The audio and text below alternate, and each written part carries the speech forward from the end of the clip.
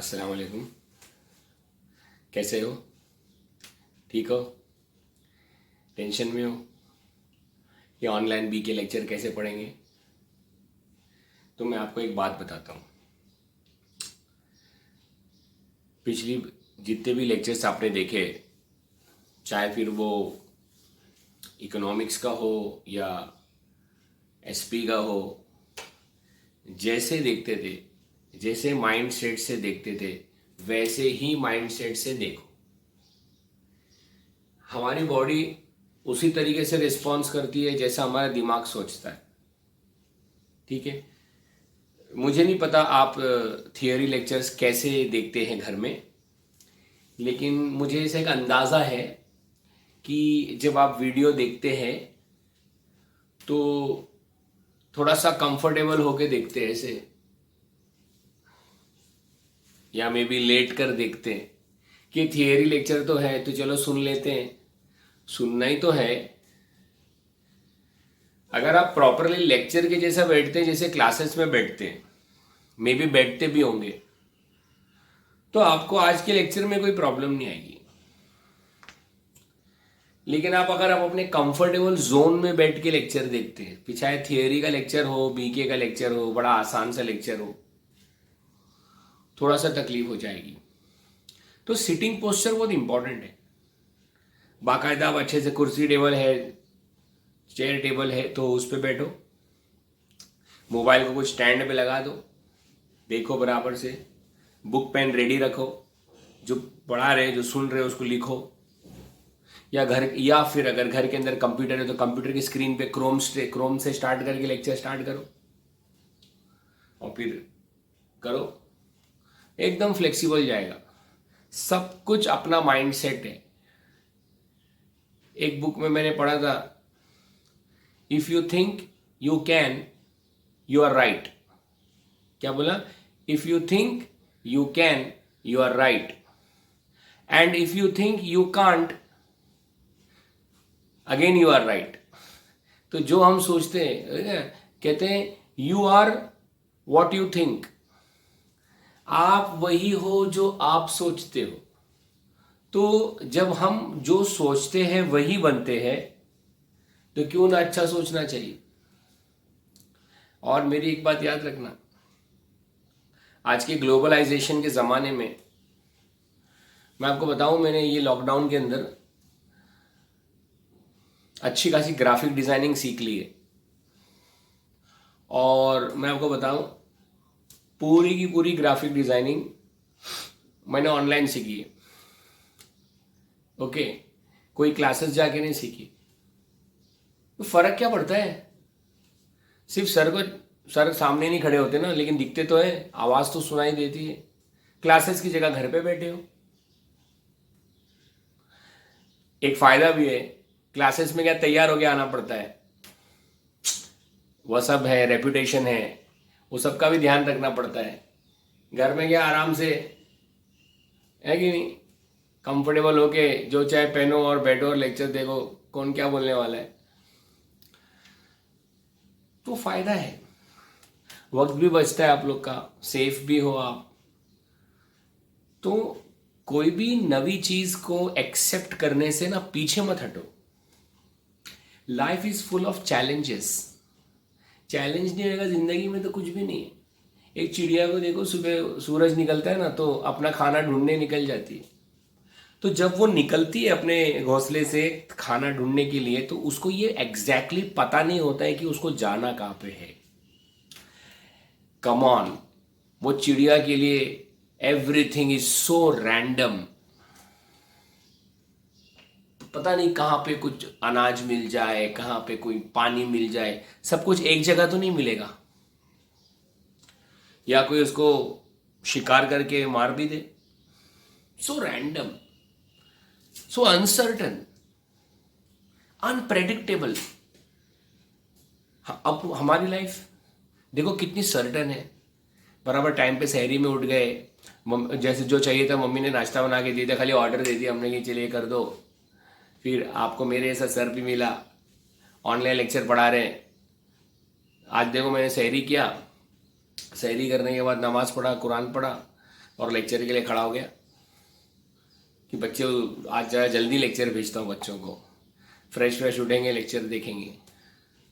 तो ऐसा मत सोचो समझेगा नहीं समझेगा, ऐसा सोचो ना। ऐसा भी तो सोच सकते हैं, जब सोचना ही है तो ऐसा भी सोच सकते हैं, अरे वाह आज बीके का लेक्चर स्टार्ट हुए, सब समझेगा अपने को, ऐसा भी तो सोच सकते हो। नेगेटिव ही क्यों सोचना है, पॉजिटिव भी सोच सकते हो। सोच पर हमारा कंट्रोल है। जैसे गाड़ी की स्टीयरिंग हमारे हाथ में होती है ना, ब्रेक्स हमारे हाथ में होते हैं, सारे कंट्रोल्स हमारे हाथ में है, तो फिर गाड़ी कहाँ जाएगी? अरे बोलो किस डायरेक्शन में जाएगी? जहां गाड़ी जाना चाहती वहां, या जहां आप ले जाना चाहते हैं वहां? जहां आप ले जाना चाहते हैं वहां। तो अपनी जिंदगी की गाड़ी को भी अच्छी जगह ले जाओ, स्टीयरिंग तो आपके हाथ में है। हाँ, तो हमेशा चेंजेस को, बदलाव को एक्सेप्ट करो। हिंदी की कहावत है, बदलाव ही सृष्टि का नियम है। हाँ, सिर्फ एक चीज है जिसमें चेंज नहीं आता है, बाकी हर चीज में चेंज आता है। सिर्फ एक चीज ऐसी है जिसमें चेंज नहीं आता है, बाकी सब चीज में चेंज आता है। तो वो चीज कौन सी है जिसमें चेंज नहीं आता है? वो है चेंज की स्पेलिंग, CHANGE, चेंज। ये स्पेलिंग दुनिया में कभी भी चेंज नहीं होगी, बाकी दुनिया में हर चीज चेंज होती है। And if you are the one who resist the change, नहीं मुझे नहीं करना है, they are out of the market, कि भाई इसको हटाओ। हम दुकान में आते तो सबसे पहले क्या पूछते हैं? नया क्या आया है? कोई ऐप डाउनलोड करते तो सबसे पहले बार बार क्या चेक करते? प्ले स्टोर में अपडेट आया है क्या, चेक करते हो ना। तो जिंदगी में जब बदलाव बहुत जरूरी है, तो हर उस बदलाव को एक्सेप्ट भी करना चाहिए। अब वो बदलाव को हम हमारे कन्वीनियंस के हिसाब से एक्सेप्ट नहीं करना चाहिए। तो सुबह सुबह बहुत भाषण हो गया, तो बीके का लेक्चर स्टार्ट करते हैं।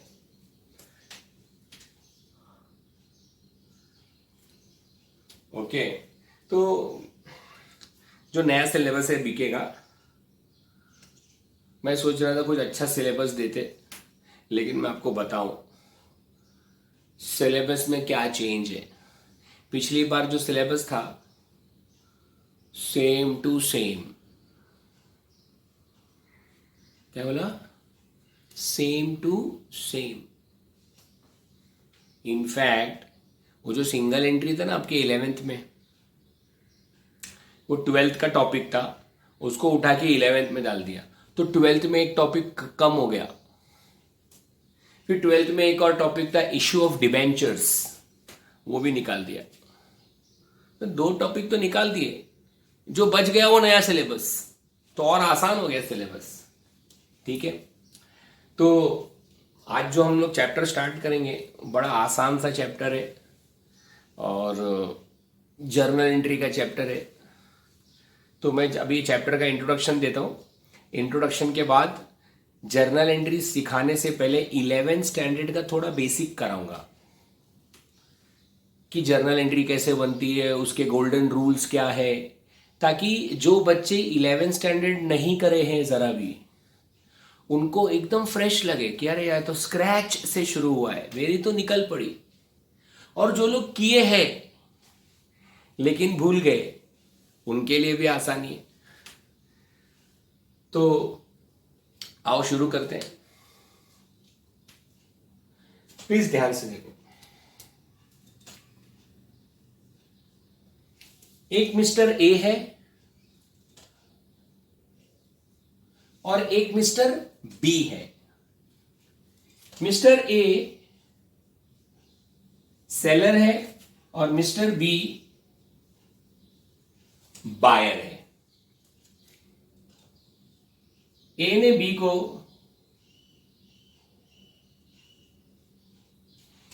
बी को गुड्स बेचे,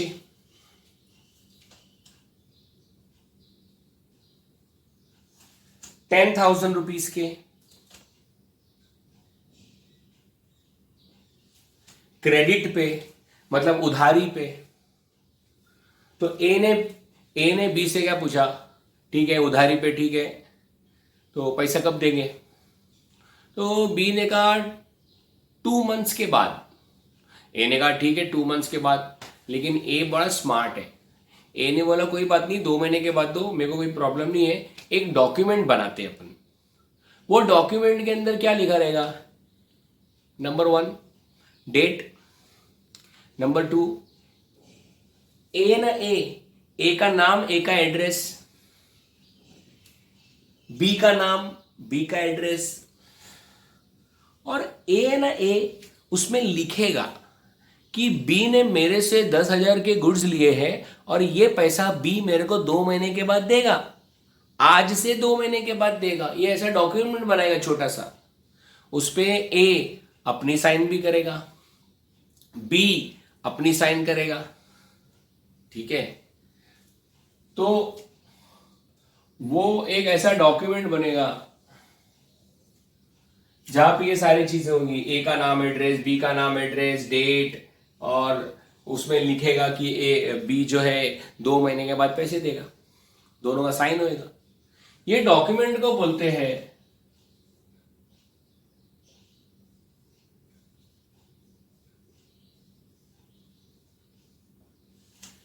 बिल ऑफ एक्सचेंज। क्या बोलते हैं? Bill of exchange. बिल इसलिए क्योंकि ये बिल है, और एक्सचेंज इसलिए कि गुड्स एक्सचेंज हो रहा है। ए बी को गुड्स दे रहा है और बी ए को साइन करके बिल दे रहा है। तो बिल के जरिए, बिल की वजह से एक्सचेंज हुआ। जैसे हम लोग पैसा लेके जाते हैं तो पैसे की वजह से एक्सचेंज होता है, वैसे बिल की वजह से एक्सचेंज हुआ, तो इसलिए उसको बोलते हैं बिल ऑफ एक्सचेंज। तो ये बिल बनाता कौन है? ये बिल बनाता है सेलर। बिल बनाता, तो बनाता को बोलेंगे ड्रॉ। ये बिल ड्रॉ कौन करता है? हम बचपन में आपको स्कूल के अंदर नहीं सब्जेक्ट होता था ड्राइंग, वैसे ही ड्रॉ। ये कौन ड्रॉ करता है? ए ड्रॉ करता है। पूरा बिल कौन ड्रॉ करता है? ए। इसलिए ए को बोलते हैं ड्रॉवर। क्या बोलते हैं? ड्रॉवर। टेबल का ड्रॉवर नहीं, बिल जो लिखता है, बिल जो मेक करता है, जो मेकर होता है, उसको हम लोग कानूनी भाषा में, लीगल लैंग्वेज में बोलते हैं ड्रॉवर। और बायर को बोलते हैं ड्रॉवी। तो ड्रॉवर, ड्रॉवी, ठीक है। 2 महीने के बाद कौन किसको पैसा देगा? अभी आपको जवाब देना पड़ेगा। 2 महीने के बाद कौन किसको पैसा देगा? बोलो जल्दी। अरे मोबाइल के सामने बोलो, कौन किसको पैसा देगा? ए बी को या फिर बी ए को? जल्दी बोलो, सोचो। बी देगा ए को। तो बिल का पैसा किसको रिसीव? आज से 2 महीने के बाद, आज से 2 महीने के बाद बिल का पैसा किसको रिसीव होएगा? ए को। तो ए के लिए हम लोग बोलेंगे बिल रिसीवेबल। ए के लिए इस बिल को क्या बोलेंगे? Bill receivable. जैसे देखो ना, इसने गुड्स बेचा ना, तो ये इसको बोले इसके एंगल से सेल्स है, लेकिन इसने गुड्स खरीदा है ना, तो इसके एंगल से परचेस है। तो है एक ही चीज, लेकिन ए बोलता है मैंने सेल किया, बी बोलता है मैंने परचेज किया। वैसे ही बिल है एक ही चीज, ए बोलता है मेरे को बिल का पैसा रिसीव होएगा, तो ए बिल को क्या बोलता है? ए बिल को क्या बोलता है? Bill receivable. और बी क्या बोलता है?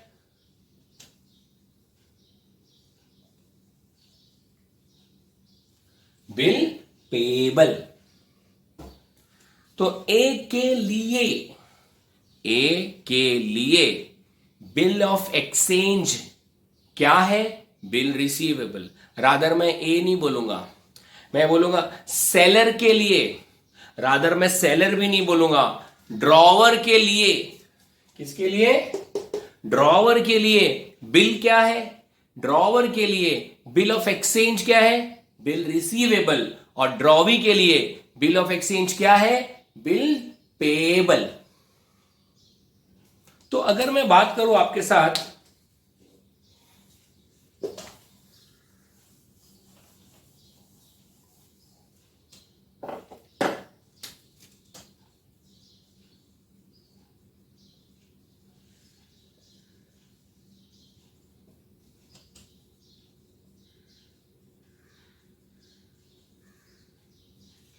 Parties to the bill of exchange, मतलब बिल ऑफ एक्सचेंज के अंदर कौन कौन इन्वॉल्व है?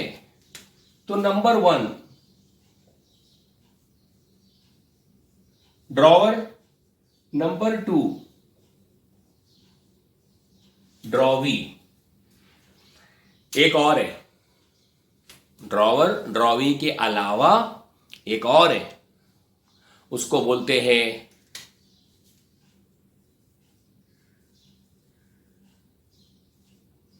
पेई। क्या बोलते हैं? पेई। मेरे साथ रिपीट करो, ठीक है? मैं बोलूंगा उसके बाद रिपीट करने का, ठीक है?